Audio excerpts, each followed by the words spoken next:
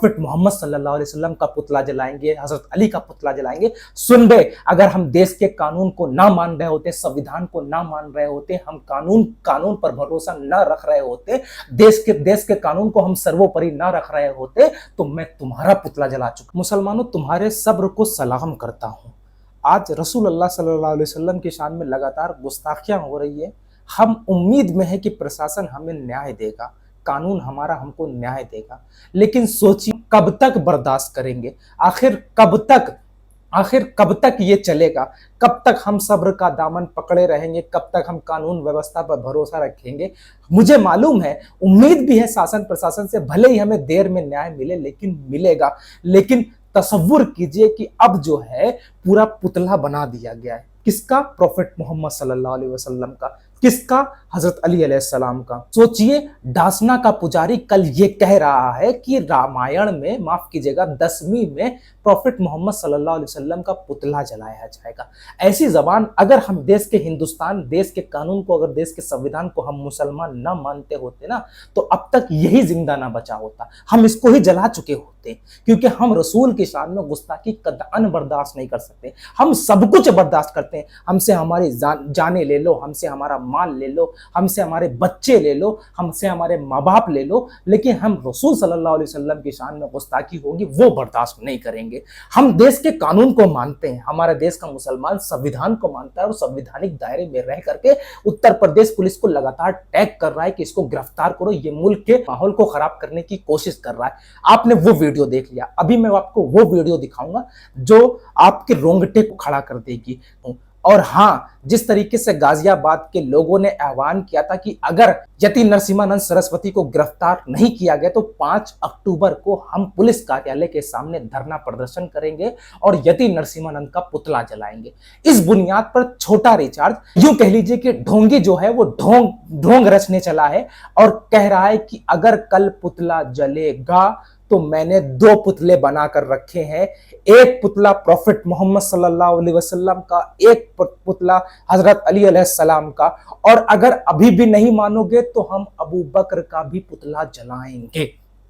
सोचिए, अब मतलब अल्लाह की शान में लगातार गुस्ताखियां हो रही हैं, रसूल अल्लाह की शान में गुस्ताखियां हो रही है, रामगिरी कर रहा है, अचल शर्मा कर रहा है, यति नरसिम्हानंद सरस्वती कर रहा है, नुपुर शर्मा कर रहे हैं, ये तमाम लोग लगातार प्रॉफिट मोहम्मद सल्लल्लाहु अलैहि वसल्लम की शान में गुस्ताखियां कर रहे हैं, लेकिन देश का प्रशासन जाग नहीं रहा है।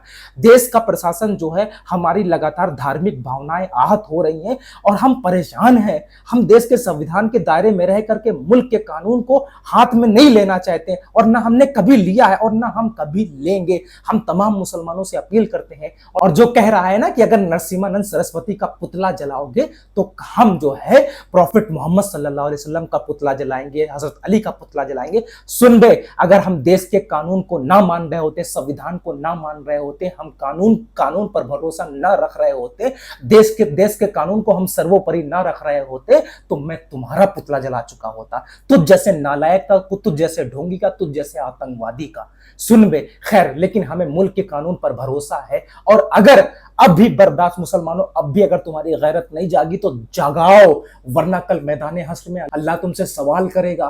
मुसलमानों, इकट्ठा हो जाओ मुश्तरका तौर पे, और अगर ऐसा कुछ होता है तो गुस्ताखे रसूल अल्लाह सल्लल्लाहु अलैहि वसल्लम को जर्रा बराबर भी बख्शा नहीं जाएगा। हम फिर कानून से और कानून के रखवालों से अपील करना चाहते हैं, ये लोग जो है भगवा धारण किए हुए आतंकवादी हैं, मुल्क के माहौल को खराब कर रहे हैं, असामाजिक तत्व है, समाज में नफरत घोल रहे हैं, भाईचारे को खत्म कर रहे हैं, हिंदू और मुस्लिम एकता को तोड़ने का काम कर रहे हैं, और जो मुल्क के माहौल को खराब करेगा, चाहे वो नरसिम्हानंद हो या कोई मौलाना हो, वो आतंकवादी है। अगर मैं भी किसी राम के बारे में बोलूंगा, मैं भी श्री कृष्ण के बारे में बोलूंगा, मैं भी अगर श्री गणेश के बारे में गलत अपशब्द यूज करूंगा, तो मैं आतंकवादी हूं। और मैं कह रहा हूं वीडियो के माध्यम से कि अगर मैं कभी, अल्लाह ना करे, क्योंकि मुझे तो नहीं बोलना कि जिस इस्लाम को मैं मानता हूं वो इस्लाम मुझे ये सिखाता ही नहीं, लेकिन अगर मैंने कभी बोला तो मुझे गोली मार देना।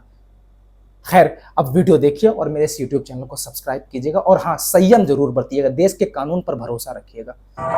हर हर महादेव मित्रों, मैं छोटा नरसिंहानंद अनिल यादव स्वागत करता हूं आप सभी का एक महत्वपूर्ण विषय के साथ आपके साथ आया हूं। मेरे साथ है रणसिंहानंद गिरी जी महाराज, निर्भयानंद जी और राम स्वरूपानंद जी। सभी यति सन्यासियों के साथ मैं एक मैसेज देना चाहता हूं। आज पूरे देश भर में हमारे गुरुजी के खिलाफ बहुत बड़ा प्रदर्शन हो रहा है। एक तथाकथित बात के लिए इन्होंने एक बात को बहुत बड़ा बवंडर बना दिया है और आज पता चला है कई जगह पुतले फूके गए हैं आसपास। और कल इन्होंने गाजियाबाद के कलेक्ट्रेट पर जो चिरकुट हैं क्षेत्र के, इन्होंने पूरा आह्वान करके लोगों को बुलाया है नरसिंहानंद गिरी जी महाराज का पुतला फूकने के लिए। तो मैं एक बात स्पष्ट कर देना चाहता हूं, यदि गुरुजी का कल पुतला फूका तो आप समझ लेना और सारा प्रशासन ये समझ लेना कि जो बात गुरुजी ने कही है वो अक्षरत सच होने वाली है।